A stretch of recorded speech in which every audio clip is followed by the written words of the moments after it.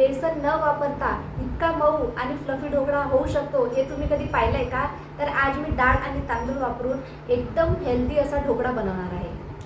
हाय, मी स्नेहा आणि पुन्हा एकदा तुमचे खूप खूप मनापासून स्वागत करत आहे मी एका नवीन ब्लॉगमध्ये. तर आज आपण डाळ आणि तांदळाचा एकदम हेल्दी आणि सुपर सॉफ्ट असा ढोकळा बनवणार आहोत. सर्वात पहिले मी डाळ आणि तांदूळ स्वच्छ धुवून घेतले आहेत आणि हे मी 7 ते 8 तासांसाठी भिजत ठेवले. यामुळे ढोकळा खूप सॉफ्ट होतो. संध्याकाळी हे भिजलेले डाळ तांदूळ मिक्सरमध्ये स्मूथ वाटून घेते. पाणी जास्त घालत नाही, बॅटर मीडियम थिक पाहिजे. आता हे बॅटर मी रात्रभर झाकून ठेवते.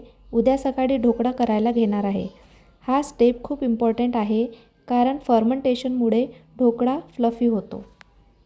दुसऱ्या दिवशी सकाळी तुम्ही पाहू शकता बॅटर मस्त फर्मेंट झालेला आहे. आधी मी एक वाटण करून घेते. कोथिंबीर, लसूण, हिरव्या मिरच्या यांना असं जाडसर वाटून घेते.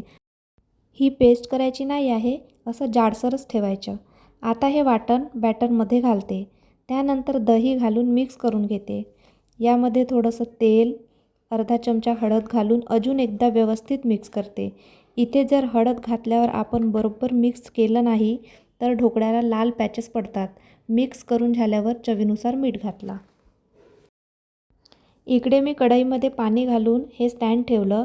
पाण्याला छान उकळी आली पाहिजे तोपर्यंत मी एका ताटाला तेल लावून घेतलं.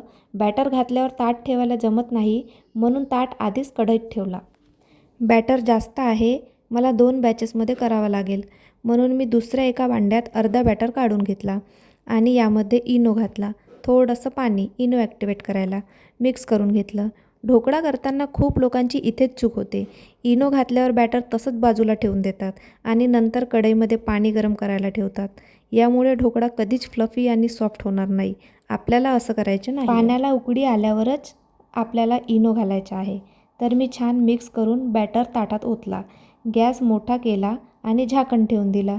इथे पुन्हा गॅस कमी ठेवायचा नाही. सुरुवातीचे 5 मिनटं हाय फ्लेमवरच ढोकळा शिजवायचा आहे. नंतर 5-6 मिनटं फ्लेम मीडियम करायची. आता मी चेक करून पाहते. इथे ढोकळा मस्त स्टीम झालेला आहे. गॅस बंद करून ताट काढून घेतला.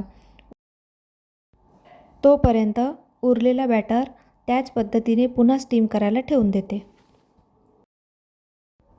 इथे ढोकळा थंड झालेला आहे. मी कट करून घेते आणि तुम्ही बघू शकता किती सुंदर फ्लफी आणि मऊ झालेला आहे. आधीच मी साखरेचा पाणी करून ठेवला होता, तो इथे घालते. यामुळे ढोकळ्याला थोडी गोड चव येते आणि जास्त वेळ मऊसुद्धा राहतो. त्यानंतर तडका पॅनमध्ये तेल घातलं. तेल गरम झालं की मोहरी, जिरं, हिरव्या मिरच्या आणि कढीपत्ता घातला. आता हा तडका मी ढोकळ्यावर घालते.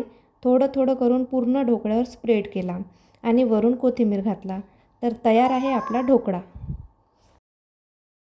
इकडे दुसऱ्यांदा स्टीमवर ठेवलेला ढोकळा चेक करून घेतला. आतून थोडं कच्चा आहे. 4-5 मिनटं अजून लागतील याला. तोपर्यंत मी चटणी करून घेते. चटणीसाठी कढईमध्ये शेंगदाणे भाजून घेतले. पॉटमध्ये थोडंसं दही, कोथिंबीर, मिरच्या, मीठ, थोडीशी साखर आणि शेंगदाणे यात पाणी घालून चटणी करून घेतली. पुन्हा एकदा तडका करते. आता हे चटणीसाठी आहे. तेल गरम झालं की मोहरी, जिरं, सुक्या मिरच्या आणि कढीपत्ता घातला. तडका तयार आहे. हा चटणीवर घालून मिक्स केला आणि आपली चटणीसुद्धा सर्व करायला रेडी आहे.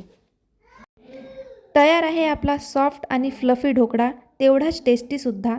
तर या पद्धतीने नक्की करून बघा आणि तुम्हाला कोणकोणत्या रेसिपीज बघायला आवडतील मला कमेंटमध्ये सांगा. हा व्हिडिओ आवडला असेल तर लाईक करा आणि चॅनलला नक्की सबस्क्राईब करा. तर भेटूया पुढच्या व्लॉगमध्ये. थँक्यू.